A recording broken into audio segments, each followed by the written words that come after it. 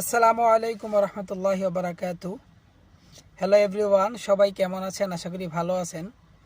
তো আসলে আজকে একটা আপডেট নিয়ে আসলাম। আমাদের প্রাণপ্রিয় হাদি ভাই ইতিমধ্যে তো সিঙ্গাপুরে আছে, আপনারা সবাই জানেন। তো হাদি ভাইয়ের যে ভেরিফাইড ফেসবুক আইডি থেকে একটা পোস্ট করে আছে ইতিমধ্যে। তো হাদি ভাইয়ের আসলে শরীরের সব কিছু আলহামদুলিল্লাহ ভালো আছে, সব কিছুই আগের মতো কাজ করতেছে। শুধু ব্রেইনের ভিতরে যে বুলেট, এখনো পর্যন্ত বুলেটটা বের করা হয় নাই, বা শরীরের সাথে ব্রেইনের কানেক্ট এখনো করে নাই।